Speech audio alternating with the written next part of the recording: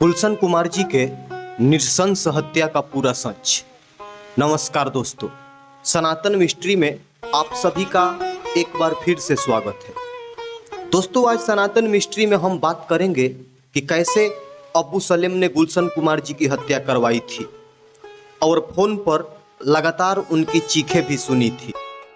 दोस्तों, वीडियो में आगे बढ़ें इससे पहले आप सभी से अनुरोध है कि सनातन मिस्ट्री चैनल को सब्सक्राइब करें और बेल आइकन को दबा लें, क्योंकि ऐसी बहुत सारी वीडियो हम लाते रहते हैं। दोस्तों, खबरी ने एक आला पुलिस अधिकारी को खबर दी कि साहब, गुलशन कुमार का विकेट गिरने वाला है। कौन गिराने वाला है विकेट? उस पुलिस अधिकारी ने सवाल किया। खबरी बोला, अब्बू सलेम साहब। उसने अपने शूटर्स रऊफ लाला के साथ गेम नक्की किया है। गुलशन कुमार रोज ऑफिस जाने से पहले शिव मंदिर जाता है और वहीं पे उसका काम खत्म करने वाले हैं। दोस्तों, ये बातें वो है जो राकेश मारिया जी ने अपनी ऑटोबायोग्राफी में लिखी है। अगर आपको इसको पढ़ना चाहें तो डिस्क्रिप्शन में लिंक दे दिया है, वहां से आप इस बुक को खरीद सकते हैं। अनजान लोगों को बता दूं कि राकेश मारिया जी मुंबई के कमिश्नर रह चुके हैं तथा कई हाई प्रोफाइल केस हैंडल कर चुके हैं, जैसे 1993 बॉम्बे ब्लास्ट, 26/11 का हमला, सीना बोरा मर्डर केस। और दोस्तों, संजय दत्त को थप्पड़ मारने वाले भी यही थे। गुलशन कुमार जी की हत्या एक ऐसा कांड है जिसने हम सबको चौंका दिया था। इसने यह साबित किया कि फिल्म इंडस्ट्रीज में माफिया की कितनी घुसपैठ है। दोस्तों, जिस नृशंस तरीके से गुलशन कुमार जी की हत्या दौड़ा दौड़ा कर करी गई थी और उसकी सुपारी लेने वाला अब्बू सलीम ने कैसे फोन पर रहकर उसकी चीखें सुनी थी, वो बहुत विभत्स था। गुलशन कुमार की एक जूस सेलर की दुकान से बॉलीवुड की यात्रा कैसी थी, उससे जुड़े कई आर्टिकल और वीडियो आपको मिल जाएंगे और जानकारी भी मिल जाएंगी। इसलिए उसमें समय वेस्ट नहीं करूंगा। मैं आपको बताता हूं कुछ उन तथ्यों के बारे में जो सिर्फ किताबों में मौजूद है। दोस्तों, गुलशन कुमार की रातों रात सफलता ने उन्हें कैसेट किंग बना दिया। टी सीरीज जल्दी ही HMV, सोनी, वीनस जैसे अनेकों कैसेट को पछाड़ के भारत की नंबर 1 म्यूजिक कैसेट बनाने वाली कंपनी बन गई थी। उन्होंने एक नया ट्रेंड भी शुरू किया था, नए सिंगर्स को मौका देना और भक्तिपूर्ण भजनों का वीडियो बना के मार्केट में लाना।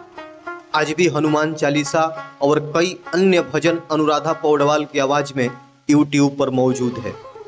इस रातों रात मिली सफलता ने उन्हें 19 की माफिया की नजरों में लाना शुरू कर दिया, जिसने बॉलीवुड में पैठ बनाना शुरू कर दी थी। फिल्मों की तरह ही अंडरवर्ल्ड में भी नए नए लोग अपनी सत्ता दिखाने के लिए कोशिश कर रहे थे।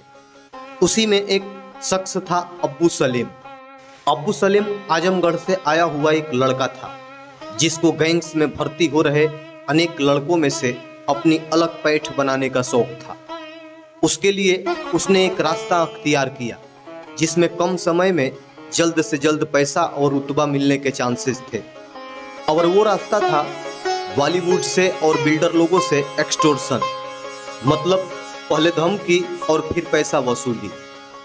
दोस्तों, दोनों ही जगह पर बॉलीवुड से भी और बिल्डर लोगों से भी पैसा दो वरना मारे जाओगे, यह स्ट्रेटजी काम करी और पैसा भरने लगा।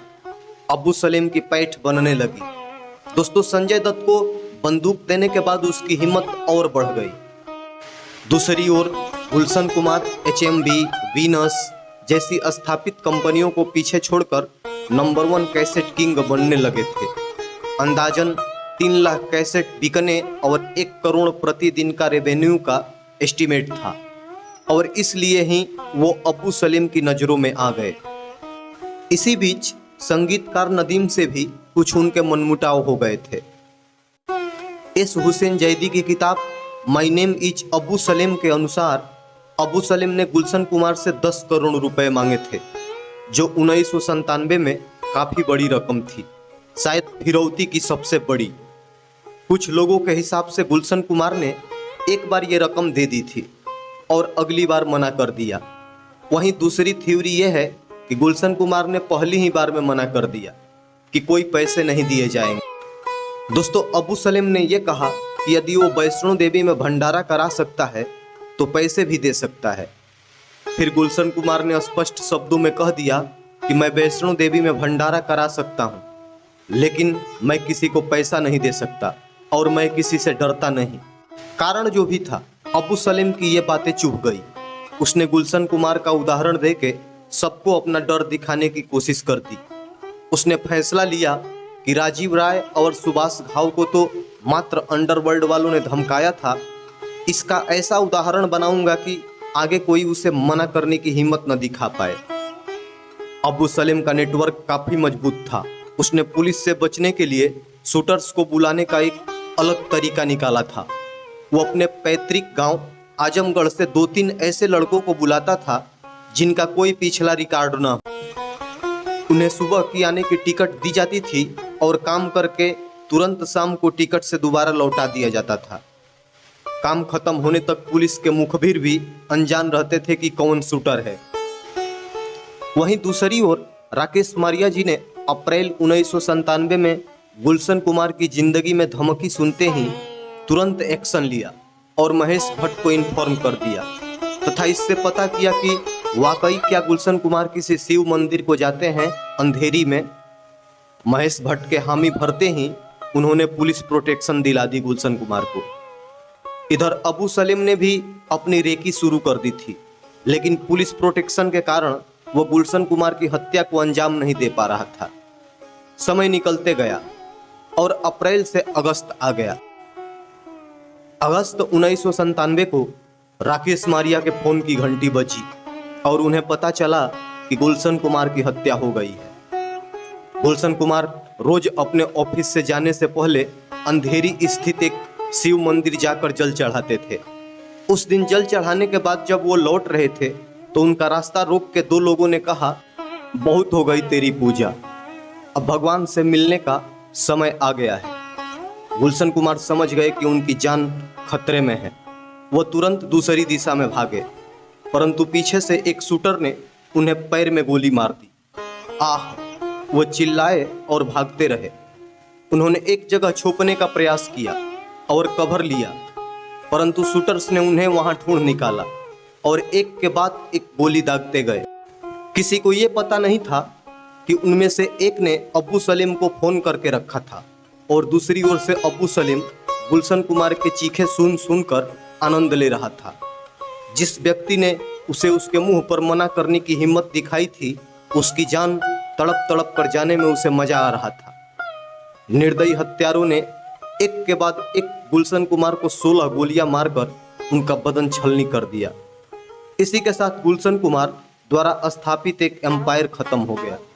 खत्म हो गए भक्तिपूर्ण गीत और टी सीरीज की पहली पारी, परंतु कई सवाल अनुत्तरित रह गए।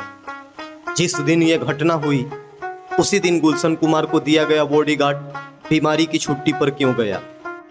यदि महेश भट्ट जैसे लोगों को इसकी जानकारी थी कि वो मंदिर जाते हैं और उसके पाकिस्तान और अंडरवर्ल्ड से जुड़े कई कॉल में बात साबित हुए हैं, तो उसके बाद भी उस पर कार्रवाई क्यों नहीं हुई?